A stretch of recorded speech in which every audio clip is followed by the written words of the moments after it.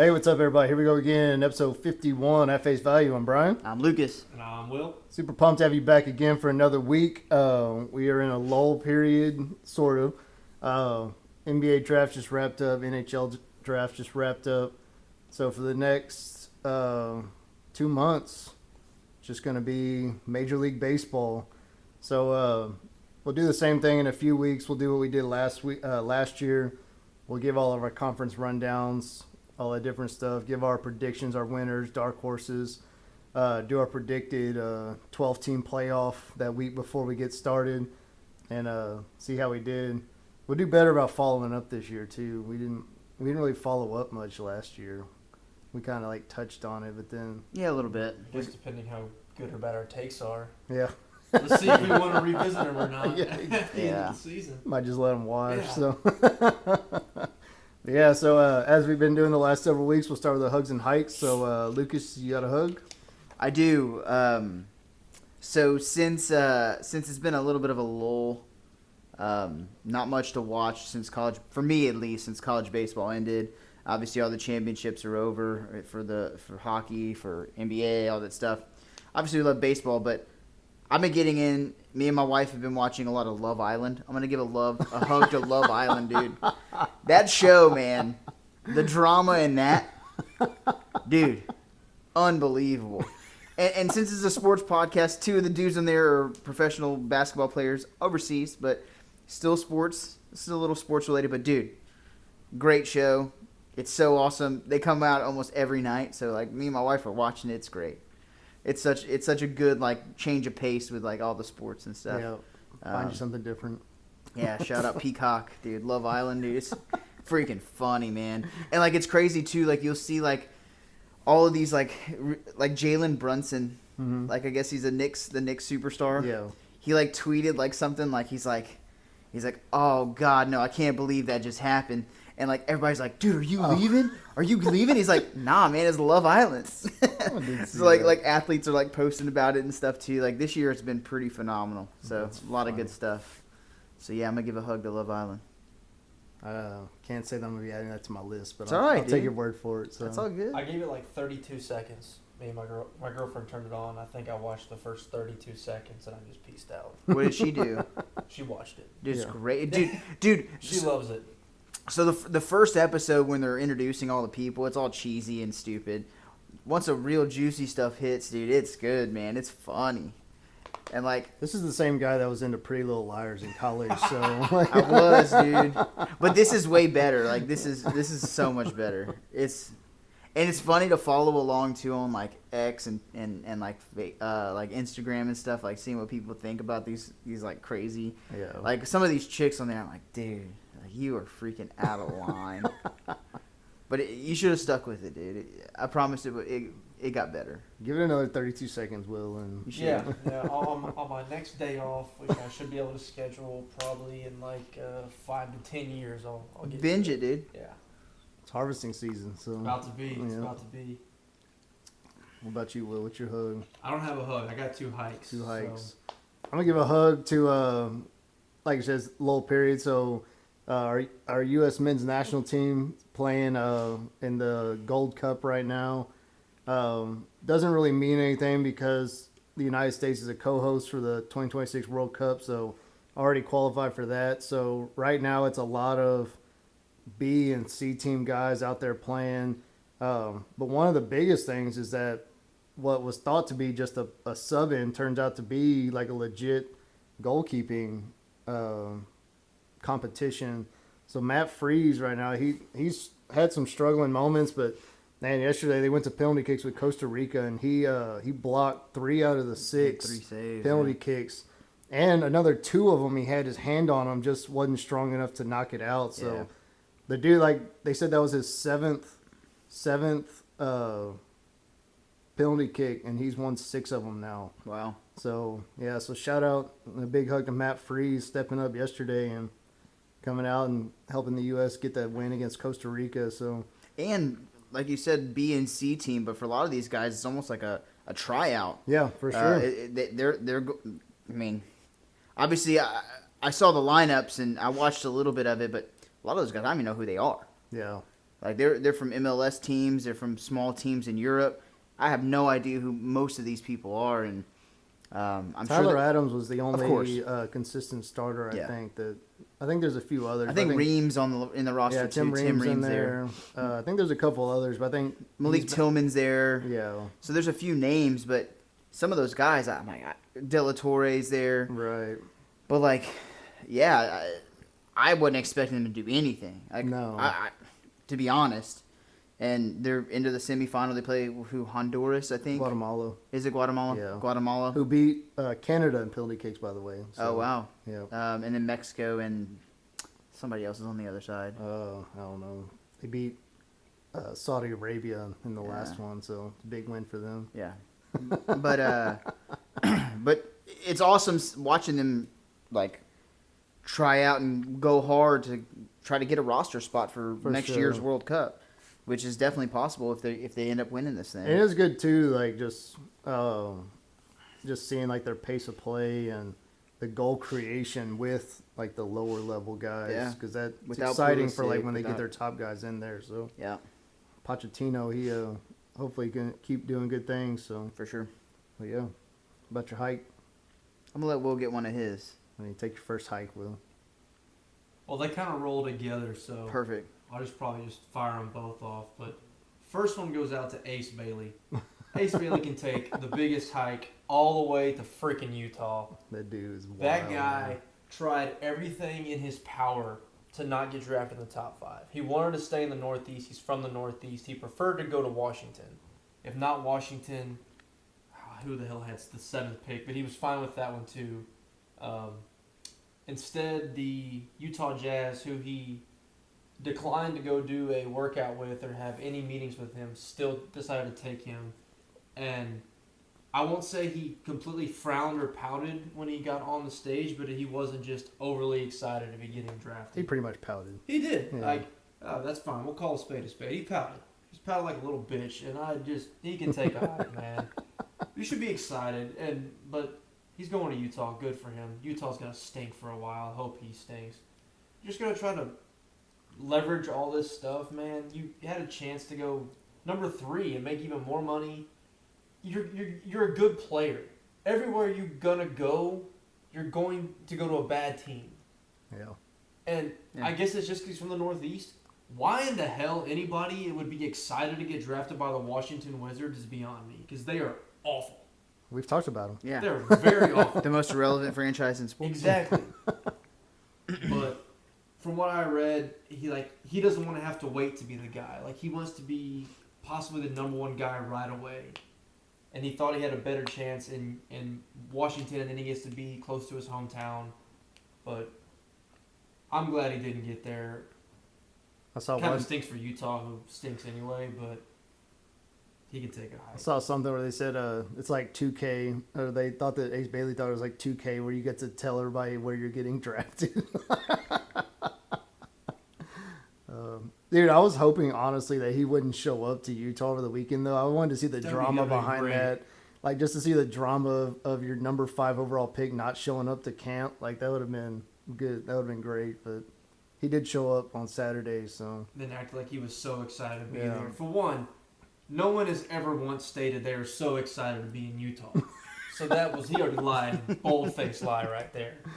But we'll see if it works out. I mean, Danny Ainge, pretty smart guy, built some good teams with the Celtics, so taking a little bit of a risk maybe, but yeah, the whole situation is BS. he'll be a Mormon by the end of year 2. Don't worry. So That's right. More on them later. yeah, Yeah. Second hike, also related to NBA draft. The fact that people get drafted by teams and with hats that are not the team that they are going to is one of the dumbest things I see in sports. yeah, it's horrible. The NFL has this figured out perfectly. There is nothing better than when Roger Goodell walks out and goes with the 3rd pick, or the Houston Texans are trading the 3rd pick to the Dallas Cowboys. Yeah. The Cowboys are now on the clock. No one sees it coming. It happens right there. The entire world finds out right at that time. And nothing has to be approved. Everything's good to go. Boom. The Cowboys are now picking. Mm-hmm. And they announce the trade details. It goes through. It's ready to go. The Houston Rockets traded the 10th pick in the draft 5 days before the NBA drafted the Suns in the Kevin Durant trade. Everyone knows the 10th pick is Phoenix's.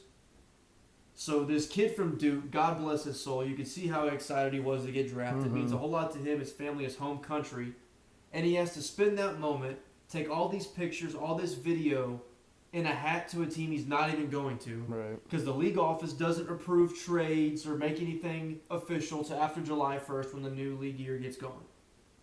Bullcrap. Hey, let's get rid of that. Let this guy have his moment with the team that's drafting. The fact that the Rockets have to draft on behalf of the Suns and every other, it happened a ton in the late first round. Yeah. There's a lot of trades going on. This isn't new. This has been going on for years.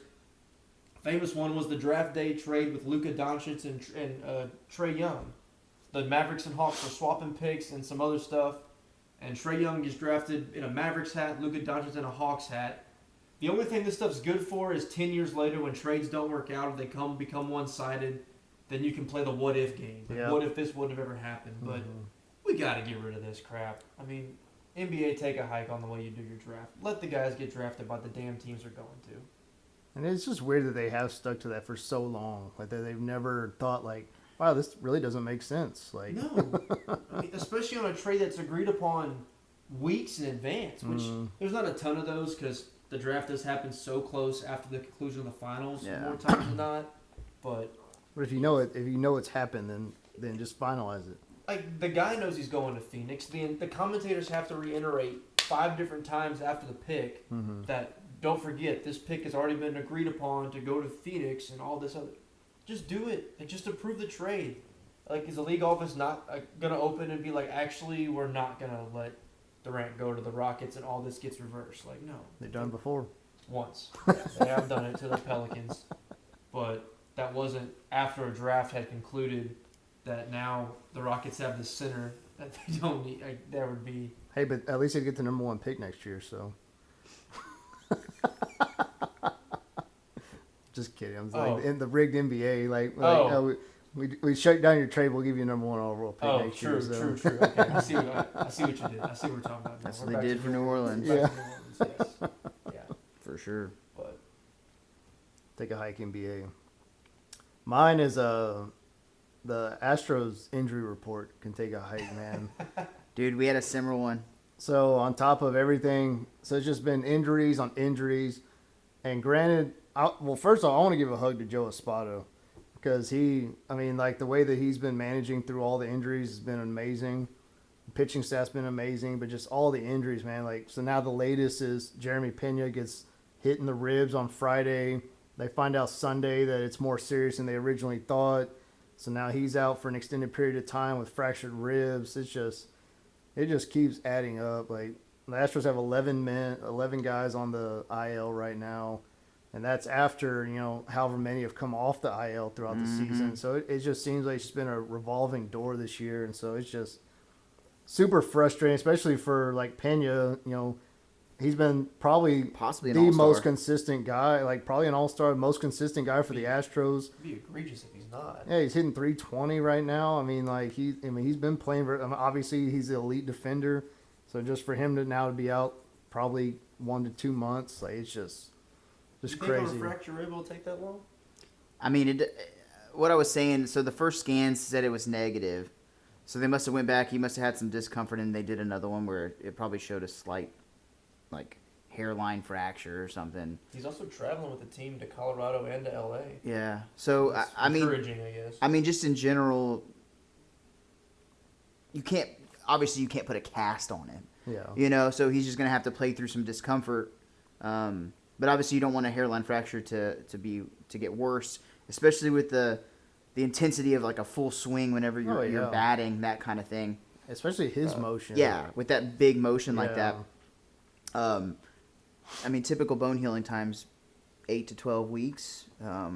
But obviously, that's all relative depending on if it's displaced, all that stuff. But I think they put him on the 10-day. We'll see kind of how he feels. I'm sure he'll take some swings in a cage, see kind of how he bounces back from it, and go from there. But It just makes me think of Jordan, where it was like, For sure. he's swinging a bat, and then all of a sudden, Yeah. oh no, he's got a full fracture, 60% healed. Like, and again, You'd rather that happen and catch it before it gets too bad where he's shut down for the season. For sure. You know what I mean? Obviously, that wouldn't happen with a rib, but You think we try to maybe milk him to the All-Star break? that's what I would do, and that's what I was going to say in our group chat when it came up.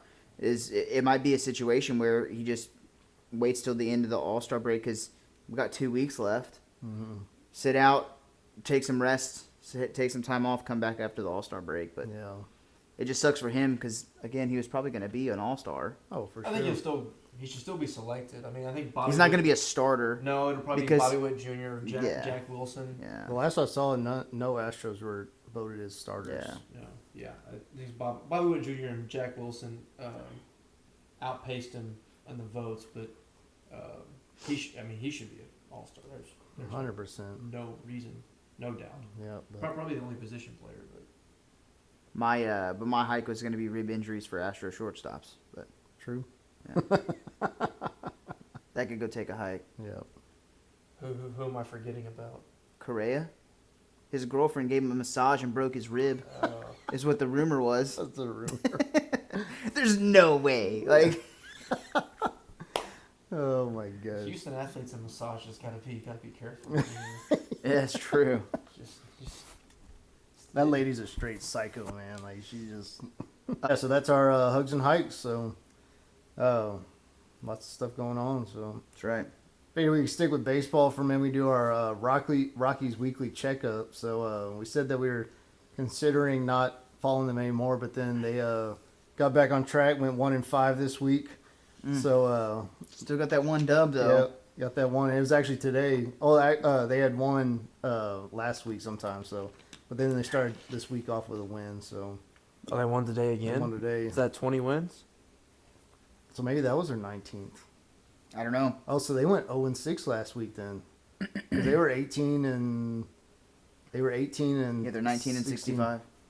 So yeah, so they went 0 for last week. So and then started this week with a win. So The Astros playing them for a 3-game series next. The Astros will win 1-0, 1-0, and then lose 15-2. That's extremely accurate. That's what's going to happen in this It's series. extremely accurate. And the Rockies are going to get their 20th win. yeah. But it'll be 1-run game, get blown out, 1-run win. Yep. That's how it's been going. That's exactly right. It's unbelievable, man. But yeah, dude, the Astros are still playing well. They're only 3 games out of the best record in the league right now.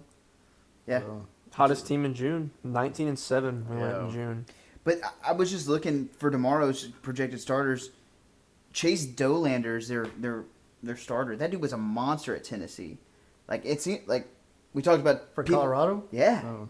we talked about like guys you never heard of. Like he was really good at Tennessee. So I mean I don't know. He's got like a 6-something ERA right It's now. crazy. 2-8, 6.06 ERA. I think I saw. I mean 2-8 with that record's really good. Yeah, he's got 2 wins, man. That's Yeah. legit. You know, take him where you can get him. Yeah.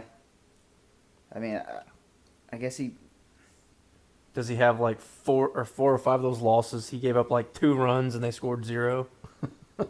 I mean, his He has a last 6.06 ERA, probably not. his last 3 starts, he gave up 3 earned runs, 2 earned runs, 3 earned runs. He only gave up 3 earned against the Dodgers. So he must have started bad. Yeah.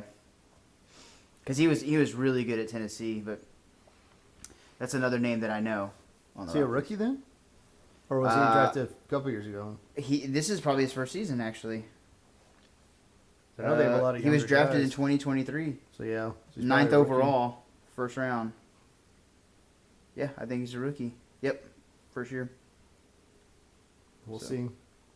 Probably throw a gym tomorrow. Oh, for sure. And we'll win 1-0. Who's even left for us to hit? Cam Smith also been playing really well. Yeah. Cam In the Smith in the 4 been hole. on fire, dude. Power showing up. I don't know. He had his first home run at home the other day. Did he? Was that really? I think so. Huh. Against the Cubbies. Yeah, dude, that was It was nice to see. He played well. I think Paredes hit 1 or 2 home runs over Yeah. the weekend, so that was good. Tucker got his. Yeah, he did. McCullers, that inning was rough. McCullers, that game was Well, rough. The second inning was clean. I the first inning. Yeah. I mean, he got 2 outs and then just started walking everybody. I will say that ump was squeezing him pretty bad, so he was leaving stuff over the plate pretty. Yeah, it was rough. Well, It was a hopefully rough it's like watch. last time where like he comes back, And K's gets 12. rocked, and then after that first bad start, then he starts going back. I mean, he K'd 12 people in a start. Yeah, that's what I mean. So like after Yeah. he came back from injury, got absolutely rocked by the Reds, and then he pitched really well, gets hurt, so now he's gotten rocked again. So hopefully now he'll Have 3 good starts. 3 good starts, and then he'll go back on the IL, and then Get rocked again. just be his rotation going through. So God, yeah, it's crazy, man. But for sure. we'll see. But NFL, not much going on in the NFL right now, but there was a big trade today.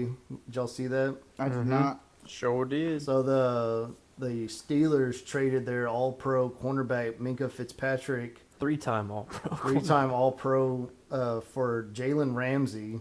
30-year-old Jalen 30-year-old Ramsey. Is he with the Jalen Rams Ramsey. still? He's with the Dolphins. Oh. And Jonnu Smith, who just had a career year. So pretty much Jalen Ramsey didn't say he wanted to be out of Miami, but they said it was a mutual decision that he should move on. And then Miami pretty much said that they didn't want to pay an enormous amount of money for Jonnu Smith to after one career year.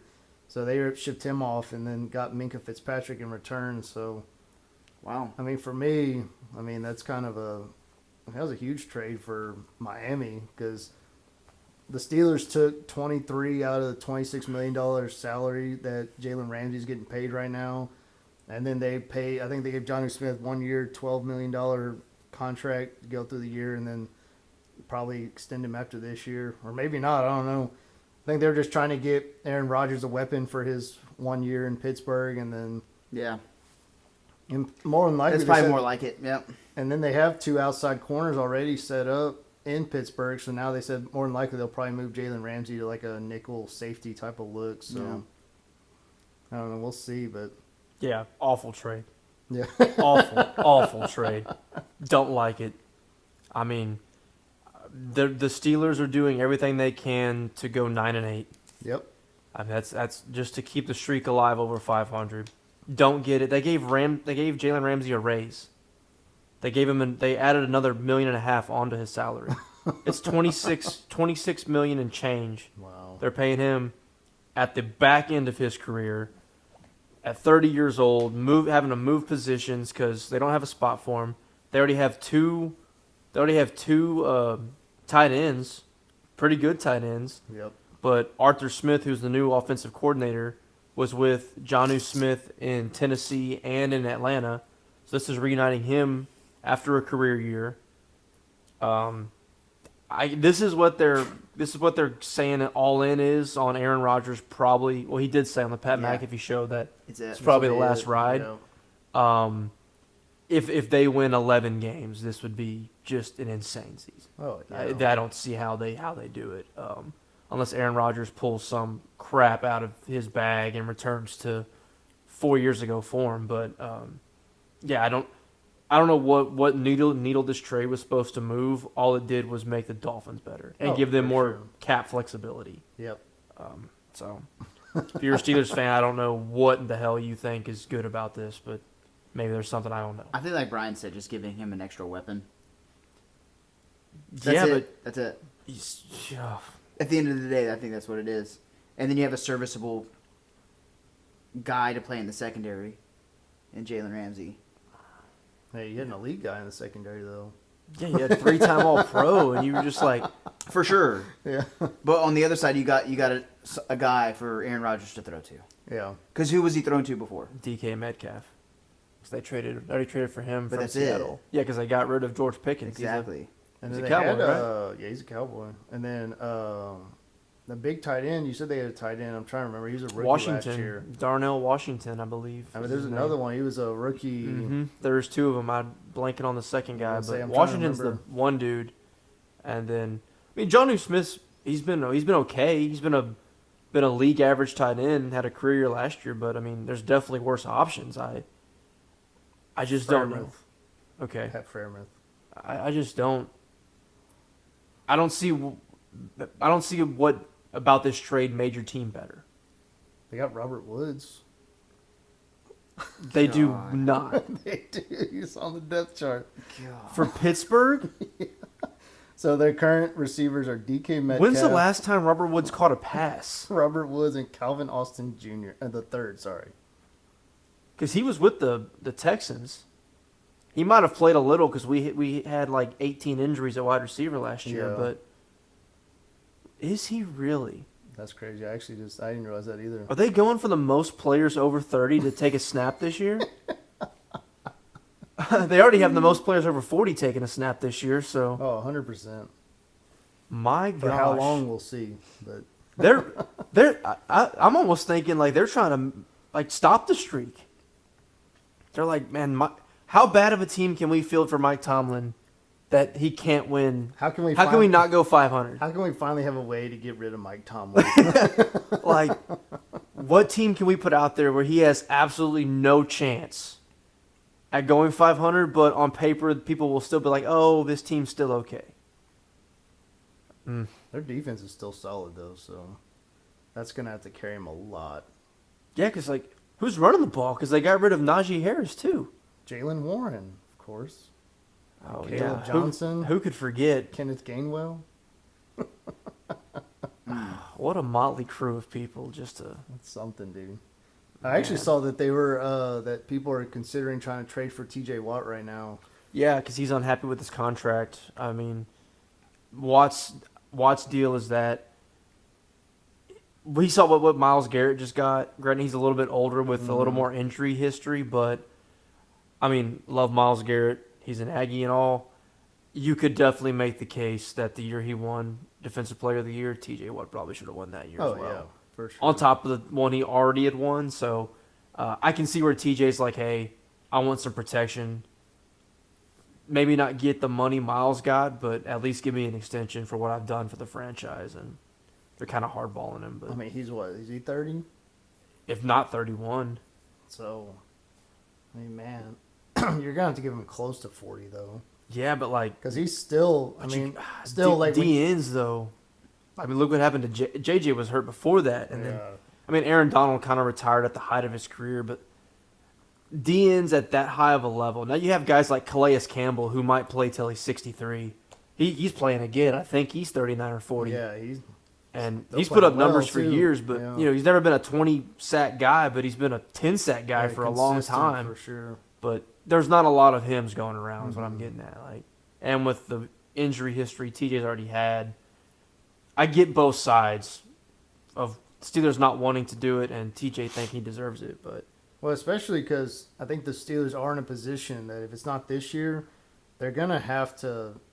Eventually, you're gonna have to sell, and you're gonna have a reset at some point, and that is probably where you're gonna lose Mike Tomlin too, because he's not gonna want to do a rebuild. So it's just gonna have to be just like you're gonna have to do a whole reset, and you're just gonna have to just because I mean they're getting pretty close right now. I mean you got Aaron Rodgers, Mason Rudolph, and Will Howard. Like that's your quarterback room right now, and Skylar Thompson, can't forget him. But- oh, another Dolphin now Yeah. with the Skylar Thompson. Was he K-State guy? Did I make that up? I think he was, yeah. Will Howard was. K-State. He yeah. was. It's just a K-State back. Yeah. Yep. I don't know. We'll see. So, Whole lot of Big 12. You said you had Mason Rudolph too? yep. Oklahoma State. Whole lot of Big 12. And then a Cal Bear. And all Cal Bear over there. So, yeah, kind of crazy trade. So, Kind of out of the blue. Steelers trying to stay relevant, I guess, in their some- minds. somehow, some way, give 58-year-old Aaron Rodgers somebody to throw to for 1 year before he tears his other Achilles and Dude, that would be so bad. Hey, the If that Achil- happens, the Steelers are definitely in trouble. oh, dude, 100%. Mason Rudolph as your starting quarterback, like, oh my god. They ran that a couple years ago? Because didn't Yeah. Myles Garrett try to kill him with his helmet? God. I was gonna bring it up a while ago, but I didn't. Yeah, yeah. Yeah, man. So that's the NFL. It's always going on right now. Not a whole lot other than that. So NBA, there's a lot going on though. Ton. Rockets are trying to play to win right now, dude. Dude, they got to be up there in odds for sure to win it all next year. Big trade for Kevin Durant. Signed Dorian Finney-Smith, 4-year, $52.5 million contract. Clint Capella, I think just a depth option for them. Obviously, extending Udoka, making him one of the highest paid coaches. I mean, they're just they re-signed Van Vliet, got him on a better contract, 2-year, $50 million. So Tyler Adams too. Steven Adams, Steven Adams too. 3-year, $39 million. So Tyler Adams. that's soccer. That's right. He was I knew I heard the name. he was a decathlete at Sam Houston State. Steven Tyler. Steven Tyler. Yeah. If we signed Aerosmith Steven Tyler, I'd be a little more concerned. I mean, he has some height to him, right? No, I think he's like some little scrawny dude. I mean, he's skinny. Well, yeah, when you do that much drugs your entire life, True. you're gonna stay pretty skinny. I don't think he's very tall. Come on now. And he's gotta be. He's actually not as old as he looks. I think he's only in his early 70s, but He's 77. okay, he's a little older. Oh, than he's us. 5'10", so yeah, he's pretty tall. Yeah. Oh yeah, it's like throwing me out there, man. But his neck is like his neck is like a foot of that. And He's 5'4" without the neck. they also do have the same hair. Yeah. Yeah, they got the long hair. That's right, dude.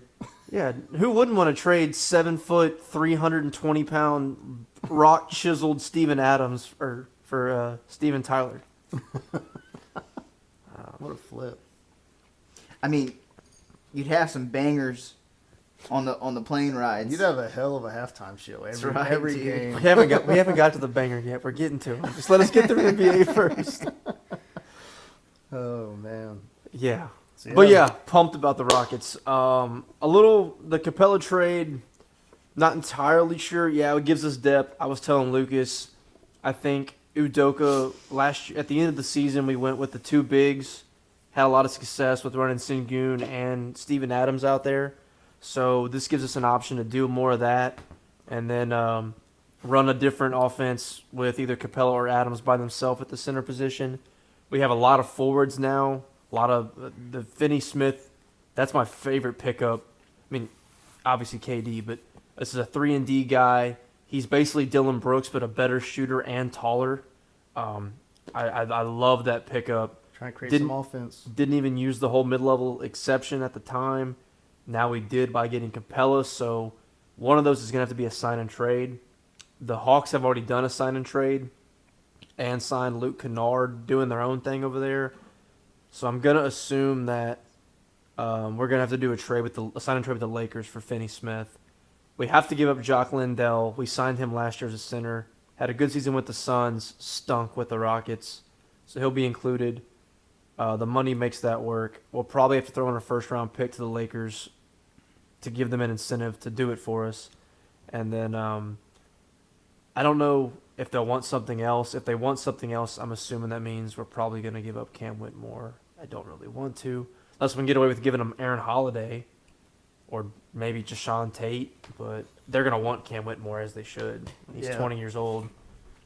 But he's a cheaper Jalen Green. So That whole sign and trade stuff's so confusing. So you have to sign and trade at least one of them? to make the money work. To stay below the second apron, I guess. What if you just cut him? I guess then that money they're still guaranteed some of that money. Yes. Yeah. So, who's a good example of this? This happened today where there was a trade made and some teams saved like $1.5 million by making the trade and then immediately cutting the guy. Mm. But if they would have cut the original guy and not traded him, then it would have counted more. And like it's that thin of margins. Like with the salary, the NBA is also hard to keep up with. So coming into free agency, the only team with significant salary cap space was the Brooklyn Nets. Everybody else was like strapped thin, including the Rockets. The Rockets had less than $1 million in salary cap space. We extended 2 players. We signed Dorian Finney-Smith for $53 million and Clint Capella for $21.5 million. Yeah. So make that make sense. Like it's the way you do things and You move stuff money around. Yeah. But and like I said, with the trade, that allows things to be counted a different way than just signing them up front. Yeah. So, but the sign and trade deal again, the Lakers have no incentive to make the Rockets better, so you have to give them a little trade chip in there to Yeah. do it for you. But Cut some cleaning staff, yeah, you know. So how does it? How much does it affect? Because the salary cap went up 10%, that's for next year though. so it won't impact like any current deals. Correct. Oh, Yeah, or it might be for there might have been one for this year too, but that was already set before today like kicked off. They already knew what they had to work with. right.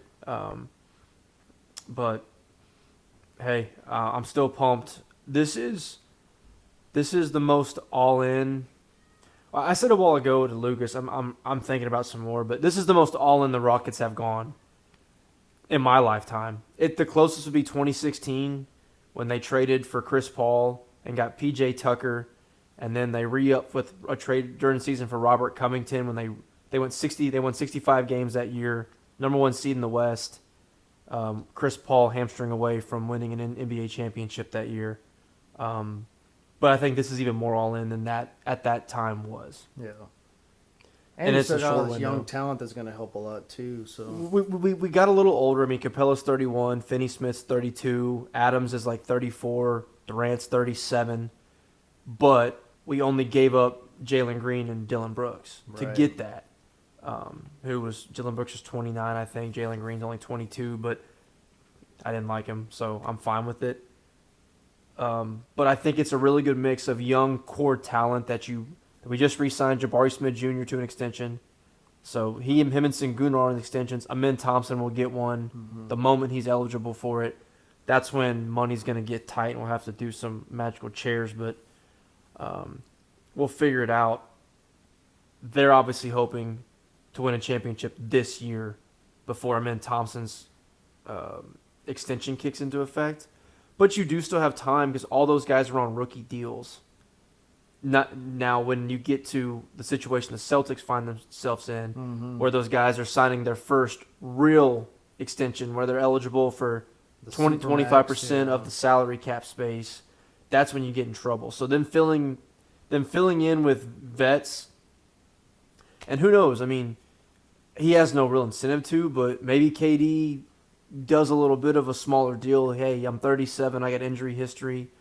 Maybe he doesn't take the full super extension. Maybe he cuts back a little bit like LeBron's done in some years with the Lakers. And I did see like there was a story that came out that did say like that is what the initial impression is from him, is like he wants to finish his career in Houston. He wants to bring a championship, and so he's willing to take a more, I guess, quote unquote team friendly deal to try to get him to try to help, So- alleviate the salary cap. We'll see. So I think it's July 7th. He can sign an extension, or he can wait like a month and sign another one that would make him like 10 more million.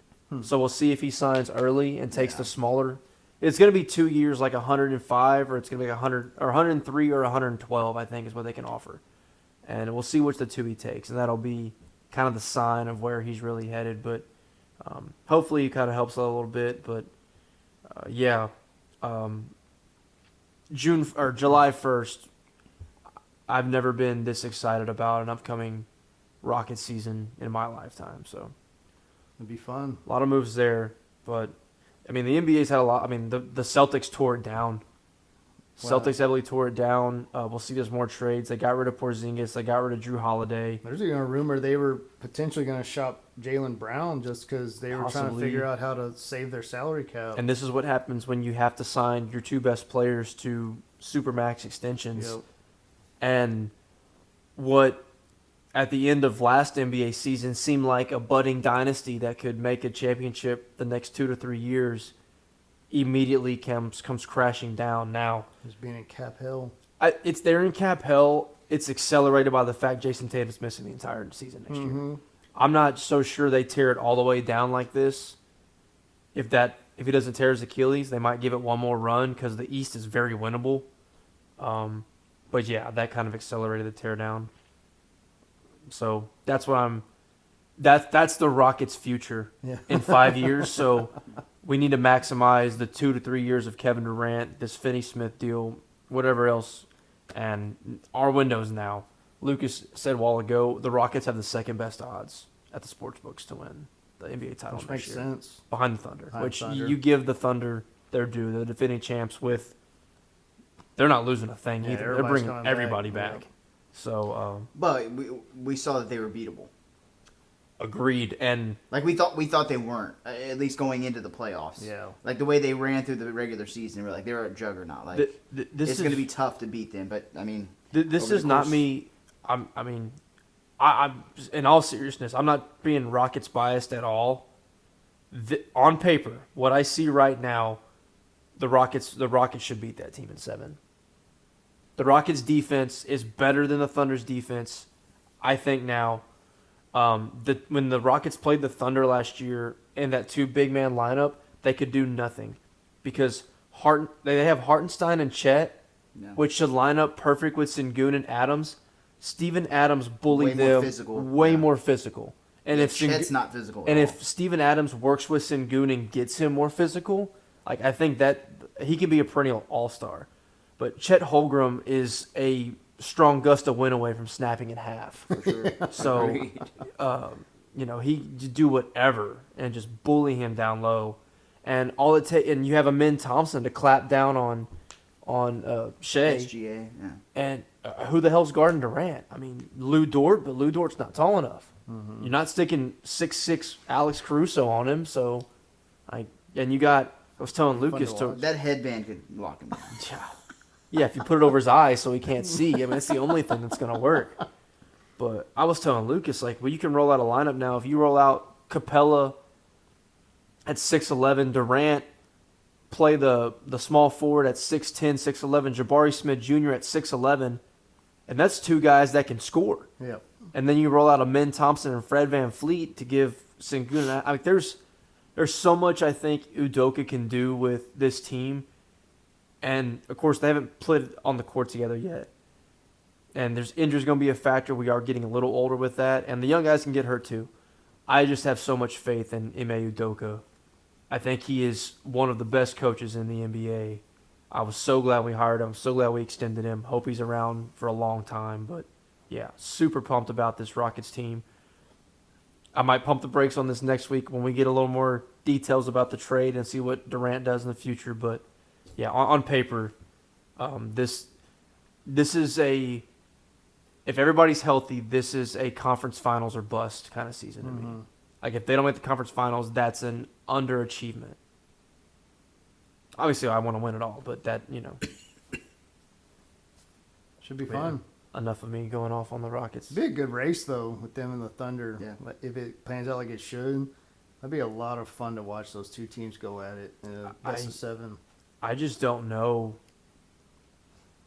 Like if you're a team, like even a team like the Lakers who are trying to supplement the end of LeBron's career, and you have a Luka Doncic superstar, like what do you do right now to remain competitive? Like what do you really have out there that you can go sign and add to this team that really makes you believe, hey, we can catch the Thunder and Rockets? I don't like the Warriors trying to stay afloat with Steph Yep. having his extended prime and and bringing in Jimmy. Like I don't know what you really think you're going to be able to do aside from just hoping you outlast them in a 7-game series. You just get a couple bounces, but Yeah. you're not going to have a better record than over the course of the regular season. You Well, just and don't. still too, it comes down to the health and longevity, and the Lakers have proven time and time again they're not built for longevity. They can get up there and they can become the 3 seed or whatever and go on a hot streak, but then it's just, and that's about the extent of what we have. I mean, there's not much past that. So The team that there's 2 teams that should be pouncing on everything they can, or at least making, and it's the Cleveland Cavaliers and it's the New York Knicks. The Knicks need to find a piece. They need to find a damn coach, which I think that's on the list of. Looks like Mike Brown might be separating himself, but ooh, yeah, exactly. But the East is so winnable. So winnable. I mean, the Celtics are out with Tatum. I mean, they'll be decent, but they're not a title contender in my opinion. The Pacers without Halliburton, they'll still be fun, good team. They're not a title contender. The Knicks and Cavs should be going all in too, because the East is so wide open where the West is just nasty. yep. I feel like the West is always better than the East. That's been like historically, Like at least for the last 15 years. at least, yeah. At least since 2005. Let's see the 20 years. Yeah. Well, it seems that way throughout the regular season, but like over the last 6 years, we've had or 7 years now, we've had different champions. Yes. And 3 of them have come out of the East. Obviously, you have outliers, but over You the have like course a of top history, loaded, yeah. over No, the course I- of history, with like the Spurs runs, the Warriors runs, the Lakers runs. Like the last East team to have a dynasty was the Bulls. Yes, in the And 90s. since then, it's been very West heavy. Agreed. Super West heavy. Agreed. I mean, you had the Cavaliers sprinkled in, you had the Heat No, sprinkled no. in. I will never give the Cavaliers. You had LeBron James. Well, that's what I mean, for sure. Yeah, you For sure. You piggybacked off of arguably the best basketball player of all time. But so. then you randomly have like the Bucks and like things But like you that. could also but- argue like so during like that LeBron time, like the East was horrible, Bad. like horrible. Yeah. And so like it was LeBron's run to go to the finals every year, just because like there really wasn't any competition to go through. Pacers, Hawks. Yeah, that was all the he was going. extent, It yeah. was Paul George, Pacers, and the Hawks with Kyle Korver, Al Horford, Jeff Teague, and Paul Yeah. Millsap. Yeah. It's kind of crazy, but LeBron opted into his 52 and a half year, going into is it year 40 or 41? He will turn 41 during the season. Yeah, so It will be his 23rd NBA season, which will be a record, and he is 50 regular season games away from the most all-time regular season games played. Dang. it's impressive. First time in his career he is playing the last year of a contract. Really? Every other contract, he's always had a player option at the end. Even with the Lakers, this would have been his 4th year to re-sign a 1-year deal with or a 2-year deal with a player option the 2nd year that he can opt out of. This time he just took his player options. And first time he's ever opted into the player option. He's always reworked a new deal. Well, and I think a lot of that because they said that he opted in, but he also told the Lakers, "You need to build something." And so I'm sure it's more of like I mean, obviously retirement's probably a thought in his mind, but also it could just be, if we're gonna get, a 5, 6, 7 seed and lose in the first round again, like I'm gonna go try to make another run and take Bronny with me. To Houston. We finally are doing something good. Don't screw this up. Don't screw this up. I still saw there was rumors that the Rockets were potentially targeting Giannis still. So that was the deal after the Clint Capella signing. Everybody was like, "Oh, they extended Adams and they signed Clint Capella. Sengun's on the move." Like, you're out of your ever living mind. Oh, dude. We're gonna sign 2 guys in their 30s who are basically backups now, and get rid of a first-time All-Star who is probably he's one of your 3 cornerstones of the future. Get out of here with that. If they did that, oh God, I'm off of them. oh God, it would get real. It would be a whole lot of bleeps on this podcast because I would not be able to keep my cool if they yeah. pulled some crap like that. Because to get Giannis, you'd have to trade every tradable first-round pick we have, include 2 of Amen Tom. If I'm the Bucks, I want Sengun and Thompson. I want Reed Shepard or Cam Whitmore, and I want every tradable first-round pick you have. Yeah, pretty much just give me the roster. Exactly. Yeah. And then your roster goes from the youngest, one of the youngest, not anymore with some of the signings we've had, but To one of the oldest. to one of the oldest, and your Yeah. window is you win now, and then you're back to the abyss. And Yeah. I don't want that at all. So So hopefully it's just a rumor. it's just a rumor. Raphael Stone's made too many smart moves to pull some dumb ass move out of his head. All of a sudden like just that. go crazy and Yeah. just, yeah. No. He doesn't have that Nico Harrison in him. Yeah. Yeah, dude. So stay on the Knicks. Mike Brown had his second interview. Sounds like he's the clear favorite to take the Knicks job at this point. So he had some decent years in Sacramento. Really bounced around ever since then, and just I've always heard he's a really good assistant coach. That's like one thing I've always heard. He's a great assistant coach. But then whenever he becomes a head job, it's just teams that just flatten out. So I just don't know. It still just doesn't make sense considering you just went to the Eastern Finals, which obviously you touched on a little bit in the past. So to go to Mike Brown, I just don't know. I don't know how that's going to move the needle for you. But at the same time, it's like who else? Who else was out there to take? Like there wasn't anybody else. Dawn Staley. Hey, she's a champion, man. No, Becky Hammond's coached a game in the NBA. We just no. I heard that there's rumors that she's actually like on the list, like a potential head coach. I'm not even making that up. Like that's like for real. Yes.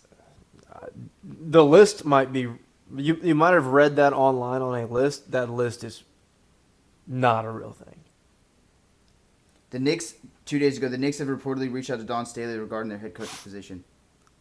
Literally, What kind of parody account is that? it's not. It's not. Probably Bleacher Report. Clickbait. Yeah, there. I mean, she's entrenched there. She'll be the next Gino Auriemma. Like she's not going Oh nowhere. yeah, for sure. But, I mean, Why not? why not at this point? The Knicks are gonna nick. They already did. They fired the guy that got him anywhere, and they're gonna hire a guy who's been good but not great. And he's been a head coach 4 times, I think, already. Something like that. Yeah. He's been with the Lakers, Cavs twice, Mm-hmm. Sacramento. and Sacramento. CBS Sports even came out today. South Carolina AD says New York reached out to women's basketball coach Dawn Staley. Came out today. The University of South Carolina's AD literally confirmed it Wow. on CBS Sports. That's dumb as hell. Again, I just want to see it. I want to see it. I want They're an ever living rocker if they actually made Dude. that phone call. Dude, that's a seamless transition from women's college basketball to the New York Oh Knicks. yeah, 100%. Seamless Yeah. transition. From South Carolina to New York City. Screw it. I thought y'all had, I don't know. I thought y'all had seen that. Absolutely not. I had not seen that. That's hilarious. Yeah, I mean, why not? I mean, shoot. She can't do any worse than the Knicks were before the last 5 years. So It's true. East is terrible, very winnable. She could probably sit there and not really do much, and probably win 45 games. Pull a Dusty. Yeah, Yeah. just chewing a toothpick. Just let the Flip it team around run every now you. and then. Yep. Wear your gloves. Wear some rubber gloves and. God, Oh, man. oh, Just put a lineup out there. That's all you gotta do. pretty much, man. That's crazy, man. I would love to see that headline though. The New York Knicks trade somebody to the South Carolina Gamecocks for Dawn Staley. Dude, imagine Brunson on the playing Kim Mulkey. God, Oh man. yeah. We'll see. They'd have to do like a Hard Knocks on that or something. Like. I'll put a camera on it tomorrow. We'll see. Oh. We'll see. We'll see. Oh man. And then the last time I saw the NBA, Malik Beasley is getting investigated for gambling on games and prop bets. Apparently, Really? there was one game I actually saw that they were playing the Trailblazers. I believe it was a regular season game.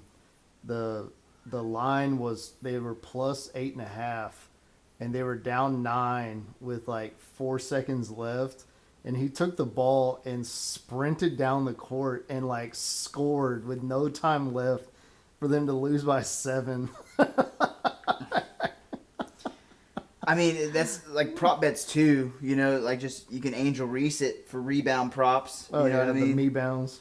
Yeah, and you see it in soccer sometimes as well, like plus or minus or over 0.5 yellow cards. So like Yeah. it'd just be like the dumbest like tackle at the end of the game. You're like, Yes, dude. what is going on here? Like, but I mean, It's kind of crazy. if it's confirmed, I mean, surely he's blackballed. They're investigating it right Oh, now. you're banned from the league. Yeah, for immediately. life. Yeah. Because the Pistons were just about to sign him to an extension, and then this came out, and so now they put the talks on hold. So now it's just waiting for what the investigation comes out with. So, And we're talking. He was in line for 40 to 50 something mil yeah, extension You can't be placing that big of bets. on prop. No chance. You know, just chill, man. Just get your and money. how they do it too? Like, do you think that they make like burner accounts? Or they get their family to do it. True. You know, Forget their translator to do it.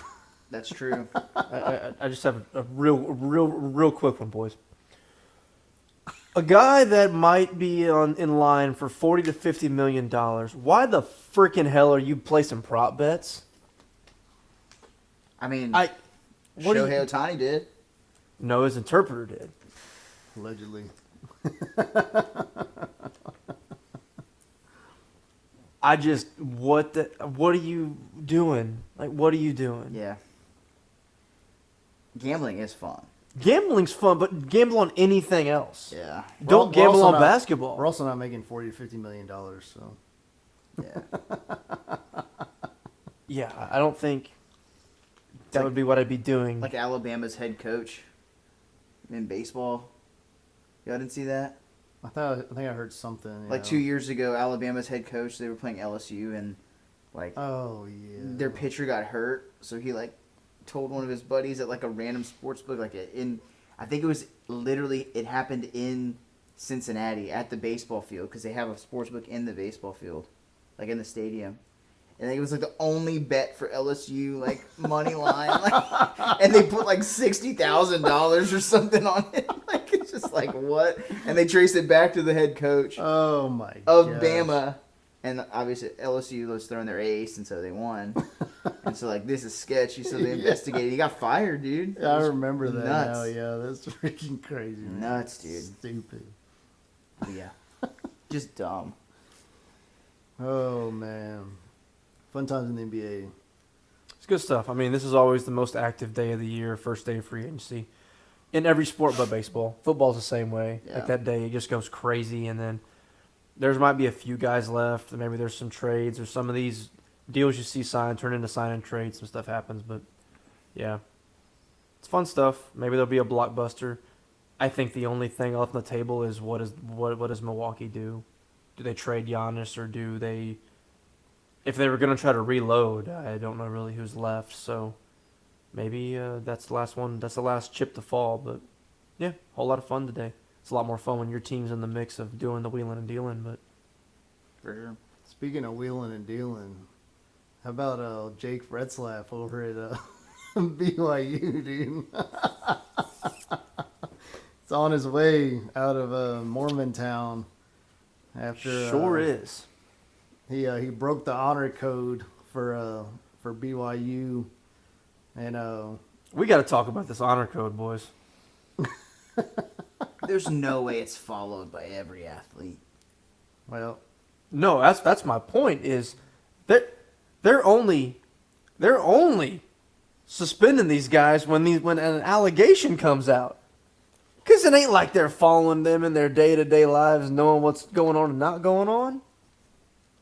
This is the third time a player's been suspended, and it's only after a story gets leaked. Yeah, it's, So what's the point of the honor code? dude, it's wild. Like the caffeine rules, like yeah, you can't have coffee, Mormons but they are can drink crazy, soda. man.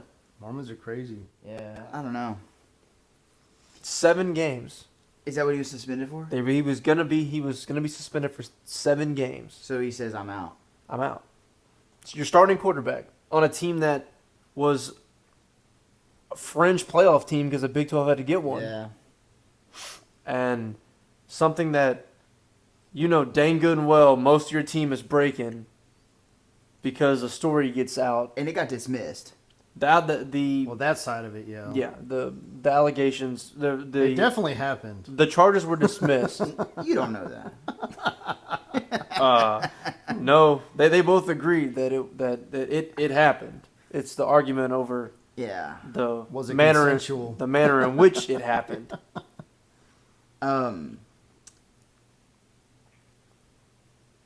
He should go to Texas State. Just add to the quarterback room, dude. That's right, dude. Just have a 3 quarterback competition right now. Yeah. And he can do that all he wants at Texas State. That's true. They welcome that in San Marcos, dude. They welcome that anywhere. Speaking of Texas State, though, huge news going to the Pac-12. On the Pac-12, dude. So that's Big. set in motion now. The Pac-12 is officially back. Pac is back. Dude.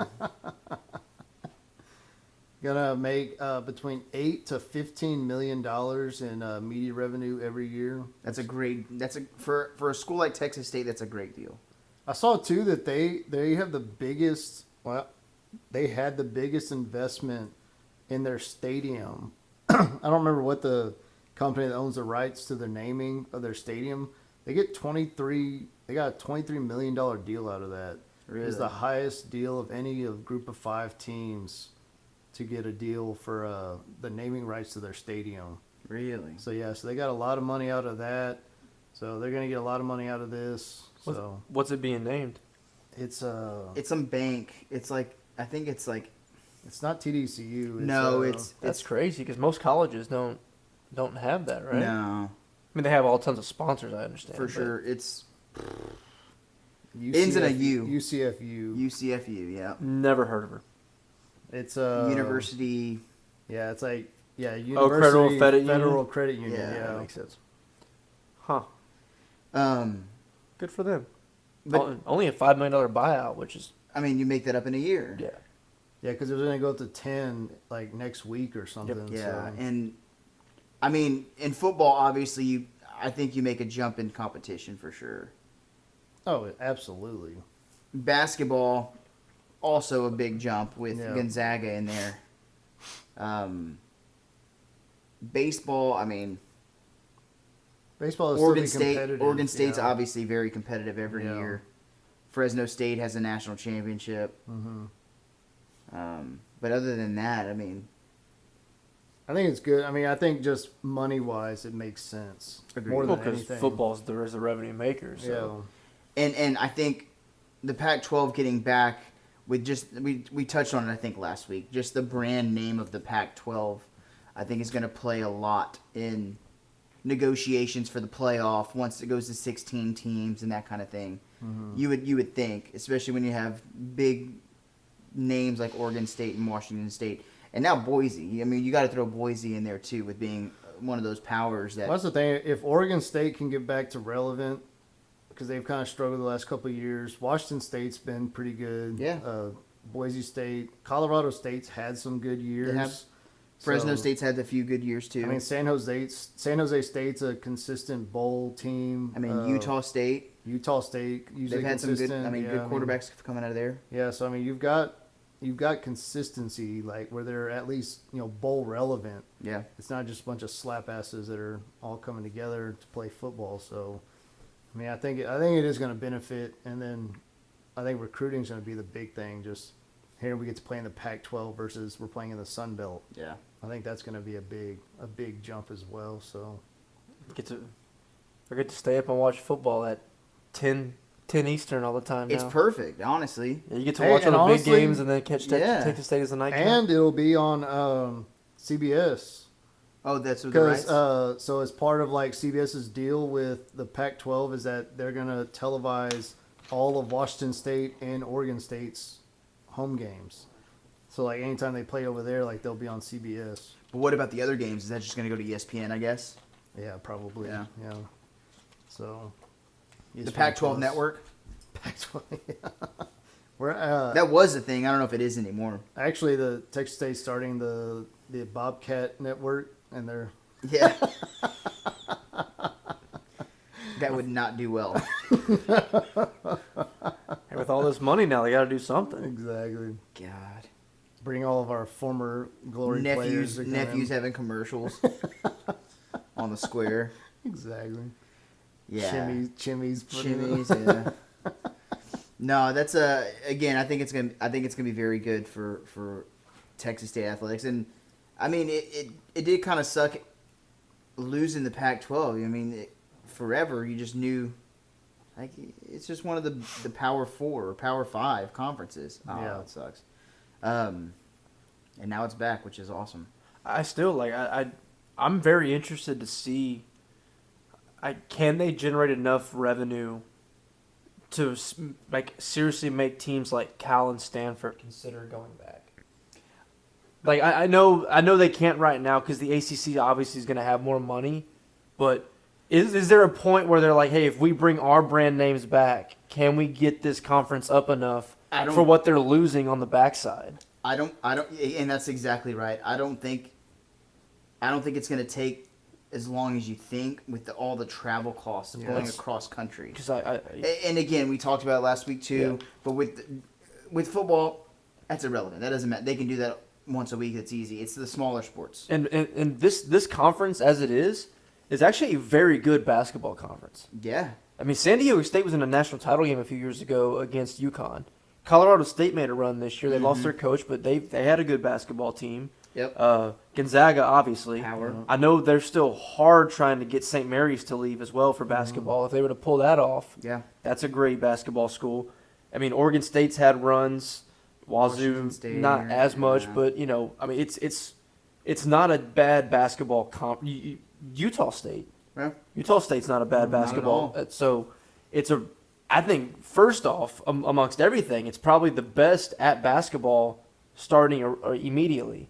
So when you can get those other sports to get, and if they can generate revenue, I'm again back to trying to get these other schools maybe to think about coming back. I honestly think it can definitely happen, and you might be right. It might be sooner rather than later if they think it's money wise going to make sense. The only thing is, I doubt their buyout to the ACC is $5 million. Agreed. And so that's where the big thing comes in. And now you're also risking, hey, a lot of it is going to come down to what the new plan is for the playoff system. Where is the ACC automatically included with the Big Ten and SEC? And that remains to be seen. Because if they are, then if you're an automatic qualifier, why would you not put your name in the hat and try to win the ACC? Which, I mean, other than a few teams, is pretty winnable Yeah. for the most part. But is that going to be enough money to override everything else? Because again, if the Pac-12 has that pool as well, why would you not? Mm-hmm. If the Pac-12 can get up and running and get into the conversations about getting automatic qualifiers or whatever goes down, Yeah, because I mean, you're there. those two schools didn't want to leave, but they were like, we either have to or we get left behind. It was for Because sure. They did not, and that's why because the Big Ten didn't want them. They definitely didn't want to go to the ACC and have to do all the traveling. But it was like, I'm hey, surprised we don't have a choice. I'm surprised they didn't just do what Washington State and Oregon State did and just said, you know what, we'll wait it out and see.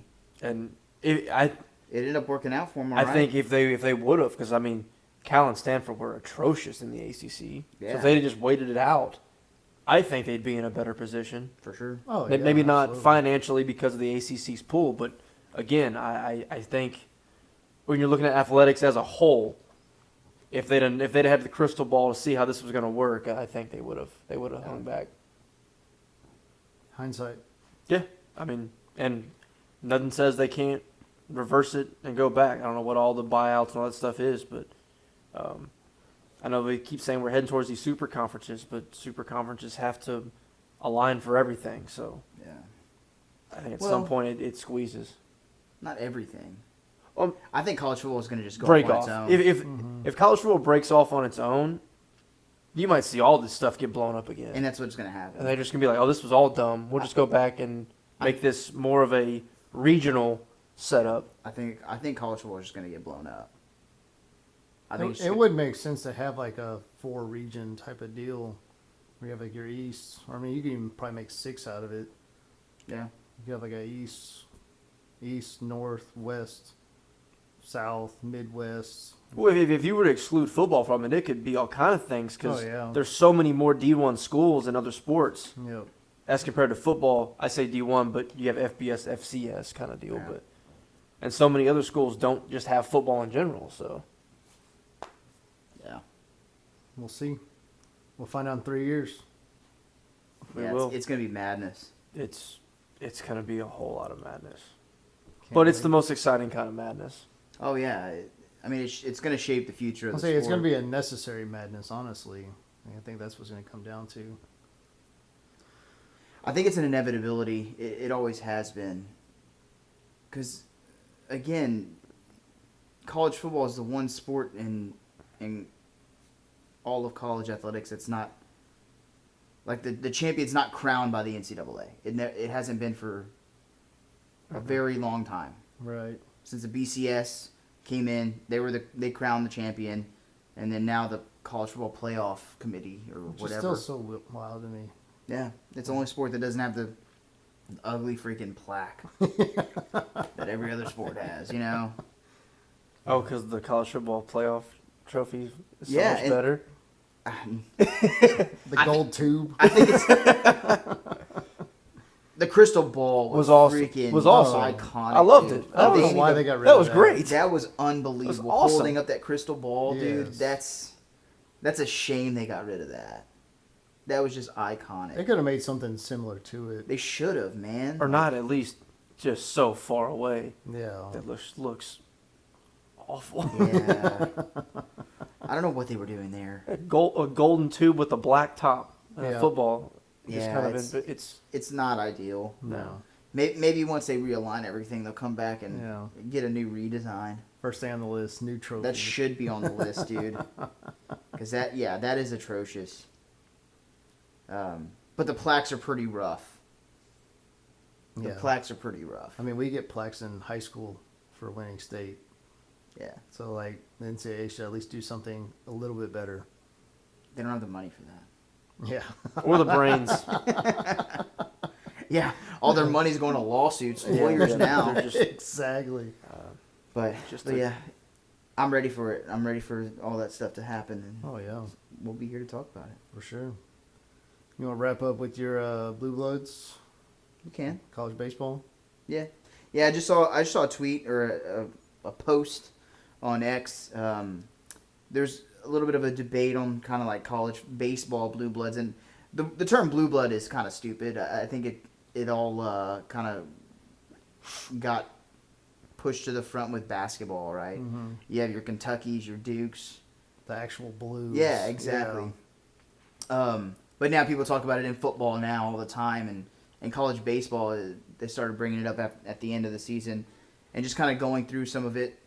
Some people were talking Arkansas, like those types of teams, and I don't know. What are y'all's thoughts? Who, if you had to put your list of college baseball blue bloods, who would you say? Like where does it start? Like, because like Just so, and that's a big question it's because a major a question. lot of to people me. have Nebraska as a blue blood in football. Correct, and like and But- same thing with basketball. Like to me, we talk about blue bloods. Indiana. Yeah, but everybody really starts it in that 70s time frame. Like UCLA is not considered a blue blood in basketball, Not but anymore. UCLA was an absolute Dominant, powerhouse. Dominant.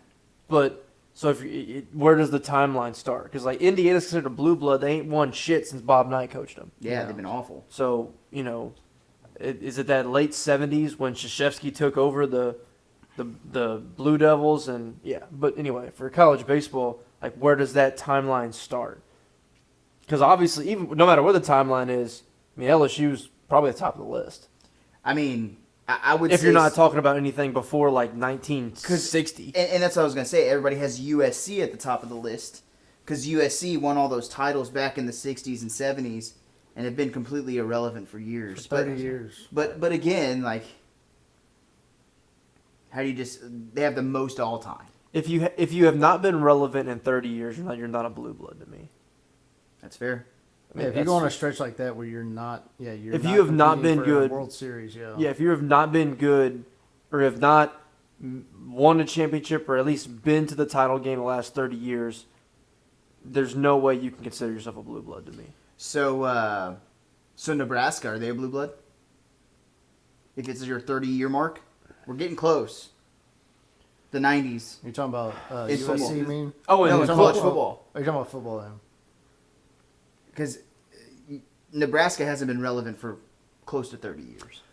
so Nebraska and Colorado will get in this conversation, but I guess this is where I put my lifetime of what I know. And like, no, because Nebraska stunk my entire life. For sure. Like, not even. I was born when Nebraska and Colorado were last relevant. I grew up watching the Big 12, and both those schools were atrocious. Absolutely. So to me, like, no. But if you want to go across the course of history, yeah, I mean, But even in the course of history, they had a decade where they were pretty good. they've won some titles. They are not a blue blood, because part of being a blue blood is not just winning titles; it's maintaining being relevant or being at the top of the sport to some capacity year in and year out. Yeah, when you And talk they about have not been. when you talk about that sport, you have to mention this team. Yes. Yeah. Like, yes, Duke, Kansas, and Kentucky have not won every NCAA basketball title over the last 40 years, but damn it, they've been in the mix coming into or throughout every single year for the last 25 years. Those schools have been there. Yeah, I agree. Throw in UConn. UConn's the least talked about, probably blue blood in all the sports. They've won more titles than all those schools Yeah, since 2000. Doesn't seem like it, but they have. yeah. But in baseball, so again, you say LSU, Florida State, Texas. Texas, yeah. I would say, yeah, definitely Texas. I'd go Cal State, Fullerton, Cal agreed. State, yeah. Fullerton, Miami. Miami. Miami is on my list. You said Florida State. Which they haven't won, correct? They've just been like really good. I mean, I think they held the record for most regionals made consecutively. I think it broke it a few years ago, but I don't know if Florida State has won a title before. So, I mean, And that was going to be my next question. do you have to win the title to be a blue blood? And- I would almost probably say yes, maybe. So if they haven't won one, And that's where I was going to say with Arkansas. Arkansas's top 5 in the last 15 years, probably top 5 program. Maybe. I mean, I'd put LSU. I'd put Vandy over them. I'd put Mississippi State over them. Arkansas's right up there. Or Oregon State. I would put Oregon State because they even have a title on top of that, Yeah. too. Okay, best team to never get over the hump in the last 15 years. Arkansas. Easily. Yeah. But would you put them in blue blood? That's the thing. And that was the argument. Like, people were talking about Arkansas. I'm like, I don't think you can. Personally. And if Florida State hasn't, maybe I need to take them back off. Then you put them in the most consistent team to never get over the hump, or, you know. Yeah, what's the tier 2? They have not. And didn't they make 20-something straight? Was it super regionals or was it just regionals? It probably couldn't have been super regionals. That would have been a crazy. But it was a long time. They've never won a national title. Wow. But It's crazy. it is. Yeah, I mean, there's more. We're going to be missing somebody. People were talking North Carolina, but, I mean, UCLA. You mentioned Oregon State. I think Oregon State is starting to make their way up there. Because they, So, like- they put out consistent ball clubs every What about, year. like, Rice? I mean, Rice had the one title and then... But they had a stretch. Like, I wouldn't say blue blood, but, like, are they considered in the conversation? Because they had a stretch where, I mean, they were good every year. Well, Yeah. we're also mentioning Fullerton. Like, when was the last time Fullerton reached the College World Series? Oh, like in Omaha? Yeah. Let's It's see. been a while, but in the early 2000s, they were just, And they were there every year. they were there all the time. Yeah. And it was always like, who the hell's Cal State Fullerton? Yeah. Their last College World Series appearance was in 2017. Oh, so a lot Yeah. more recent than I thought it They had was. one in so. 2015, 2017. Okay, well then, yeah, I hadn't even realized that. I remember more the early to mid 2000s when they were just And their last championship was 04. before. Okay. Mm-hmm. And they have 4 total championships. You beat Texas that year. In 04, was it? Texas won in 05. No. But yeah, it's just interesting. Like, all the blue blood conversations, I love talking about that kind of thing. Oh, yeah. Whether it be college football, whether it be basketball, or it's just an interesting to hear people's reasonings and why they put them there. And my criteria personally, obviously winning championships, I think is first and foremost. That's what the end goal is. But kind of what I was saying earlier is, if you're talking about that sport, you cannot leave out this team Oh, yeah. because they're they have that much of a impact on the sport. It's kind of like what we're doing right now. Okay, when we think college baseball, who are teams that pop in your head? Exactly. Like, if that's not one of the first teams that pops in your head, like, is that really considered a blue blood? Well, the problem is too, like with these conversations, recency bias gets into people's head. Because I'm sure Absolutely. someone there's probably saying Tennessee, and it's like They have one title and they've been relevant for the last 5 years. 5 years exactly. Yeah. But recency bias too. Oh, Tennessee's got to be a blue blood, right? No, they're not at all. No. Tony Vitello might get them there in the next Yeah. 10, 15 years, but so people like they would be probably throwing SEC schools out like crazy because they've won every title since 18. So But the same thing too with football, right? Like a lot of people don't put LSU in the blue blood conversation, which I agree. LSU was awful before the early 2000s, like bad. And kids nowadays, they see LSU net though, and as you get further away from those times, kids nowadays, me growing up, I watched LSU with Les Miles running the ball in I formation with freaking. You have like Odell Beckham and Jarvis Landry and all these people on the outside. And you're like, oh, I'm running the ball. I'm going under center. Like, what are we doing? But nowadays, kids think LSU like, oh, it's quarterback U. Like they're producing all these first round draft picks at quarterback. I'm like, that's never. Yeah. When I think of LSU, I don't think about offensive juggernaut and powerhouse. Just because I grew up with them sucking on offense and having a really good D, and now their defense is absolutely garbage. But I don't know. It's just weird as you go further away. There's going to be different opinions of it because of what you grew up watching, which is Well, yeah, weird. because, like, if I didn't watch the College World Series and you asked me who has the most College World Series wins, like, USC would never pop into my No. mind. Like, I would not think for a second that USC was up there. But somebody who's 65 years old would be like, oh, USC Yeah. powerhouse. Yeah. Same thing in basketball with UCLA, to your point. or the same thing we talked about a while ago. Like our parents would probably say Nebraska and Colorado are powerhouses in football because they were. Yeah. They're but coming back. Yeah. But the Nebraska thing always gets me, man. Like, for how long were they good? Like a 10-year stretch? Yeah, a decade. But they were really good. Yeah, but Also, we're going to get off baseball into football with this probably. The fact that a sport that has now become the most powerful sport in the world didn't crown a championship with an actual game for the first 90 years of its existence is Yes. one of the craziest things ever. yeah, I know.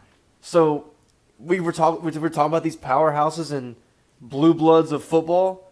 To me, it probably shouldn't even start until we quit letting a bunch of voters decide who was the damn champion. Agreed. Yep. Because that's the most subjective thing. Because even it still pisses me off to this day. The LSU's 04 championship. It's a co-champion with USC because they had the AP. The AP voted them number 1 that year, even though LSU won the national championship, beat OU.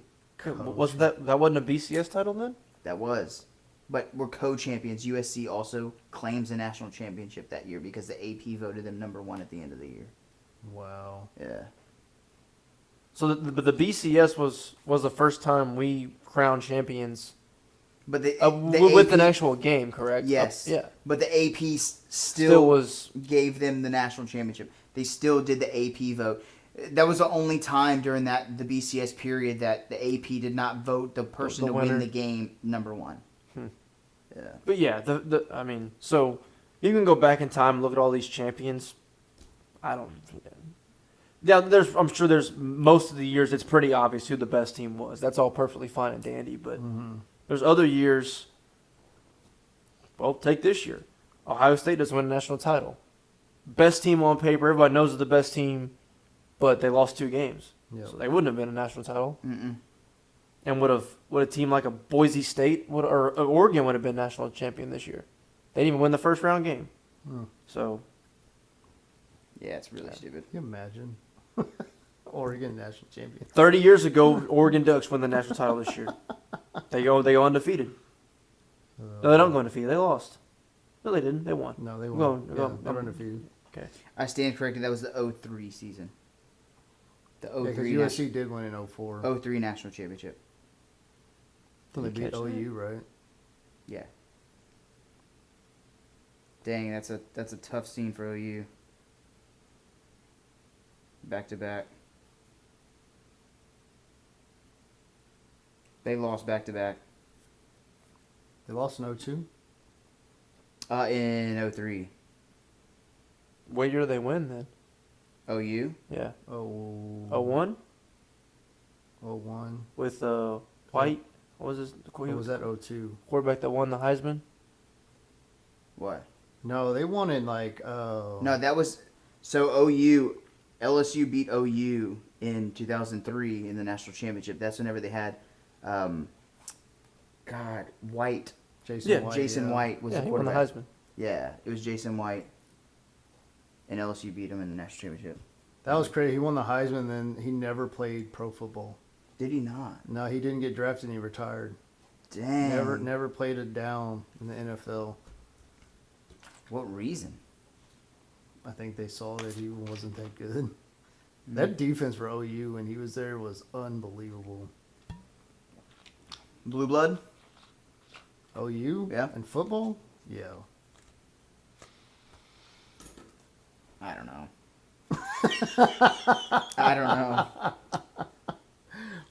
Here we go again with I mean, we're going to go round and round with like. I don't man. Success wise, yes, but they played in a terrible conference That's what I'm and took advantage of it. But you can say the same thing about Kansas basketball in the Big 12. But they got natties out of it. Oh, you won one, didn't they? One. Okay, Kansas only won 2. Kansas has more than 2 natties.